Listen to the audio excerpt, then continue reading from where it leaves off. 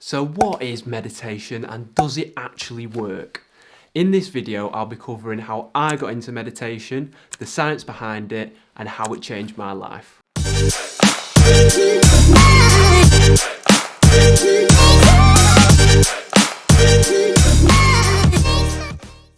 When I was first introduced to meditation, I was skeptical to say the least. I automatically thought of religion. I'm not a religious person, and if you asked me what it looked like, I'd have probably said someone sat cross-legged with their eyes closed humming. When I was in the second year of college, I decided that university wasn't the route for me, but everyone around me had a path. They were either going to be a solicitor or an accountant, and reality was I did not have a plan, and this filled me with anxiety. I didn't have a clear thought process, and it used to play on my mind continuously. Eventually I stumbled across my uncle's book. It's called Sellology. It's based on the science of selling. That's it there. It's a great book. If anybody's thinking about getting into sales, I definitely suggest reading it. After reading the book, I decided that I was going to pursue a career in either sales or marketing. Originally, I thought I was going to go down the marketing route because the thought of sales scared me. I could just think of Wolf of Wall Street, people screaming down the phone at each other, and it just wasn't for me. After a long search, I finally found a job in sales. I joined the company as a sales apprentice and got started from there. The problem is that when I got on the phone and someone gave me an objection, I'd get flustered, I wouldn't be able to focus my mind, and I couldn't objection handle.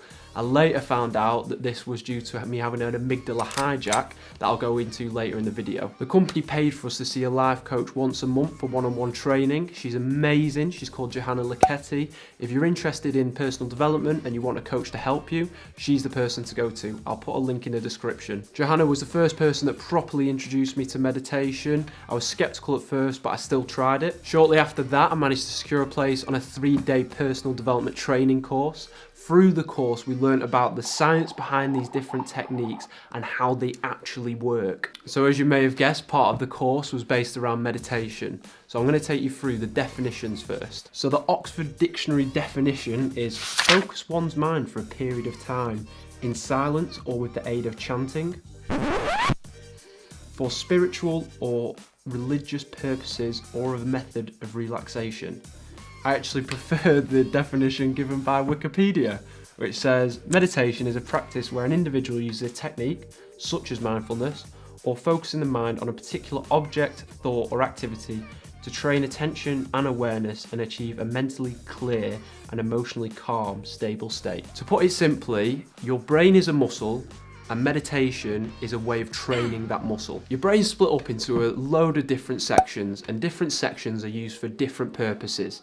So the sections that we'll be going into are the amygdala and the prefrontal cortex. The functions of your amygdala include emotional responses and your involuntary responses to fear, or your jerk reactions. For example, if you burn your hand, your amygdala will pull it away quickly without you even thinking about it. Your amygdala is basically the animal part of your brain.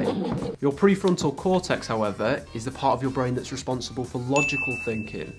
So its functions include organising thought, controlling intense emotions, and problem solving. For example, if you slam your hand in a car door, you're probably going to scream. That's your amygdala reacting, and it's your jerk response. You'll pull away quickly.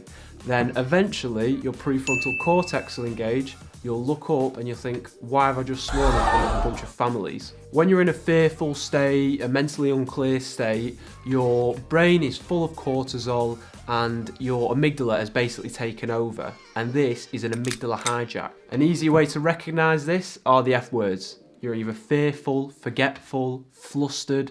It's basically me when I was a sales apprentice making those calls. Naturally, when I learned that amygdala hijacks were my problem, I started doing some research into how I could stop them. When you repeatedly use a section of your brain, neural pathways are formed.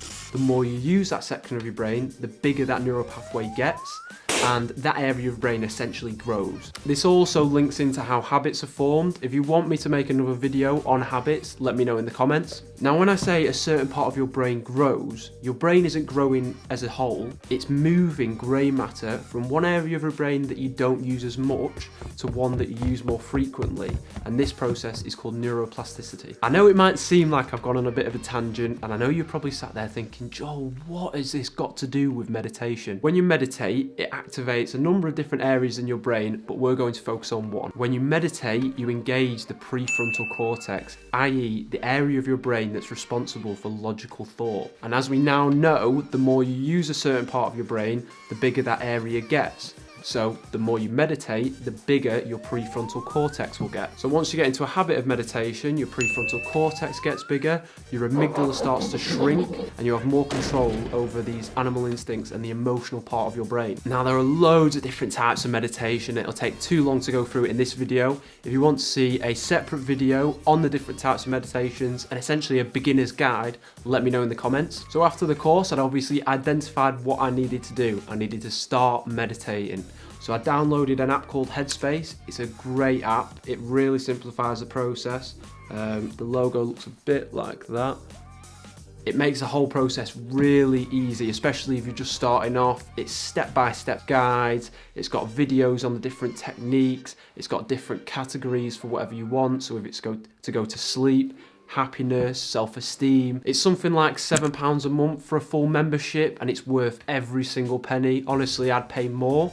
There is a free version as well. I'm conscious at this point I'm probably starting to sound like a salesman for Headspace, but I'm pretty sure there's a deal for students where you could get Spotify and Headspace for the same price as Spotify alone. So, how did meditation change my life? Well, for one, I now have control over my amygdala hijacks. It's helped with my focus, it's helped with rational thinking, and it's made me a better communicator. I could make a whole video just on the benefits of meditation, but in a nutshell, what it's done for me has taken me from a nervous sales apprentice to a commercial manager for a group of companies. It's probably about 2.5 years now since I first heard about meditation, and I meditate every single day, if not 2 times a day or 3 times a day. I would seriously recommend meditation for anyone who hasn't tried it. If it doesn't work at first, give it a chance. If you like the video, hit the like button. If you want to see more, hit the subscribe button. This has been The Growth Experiment. I'll see you next time.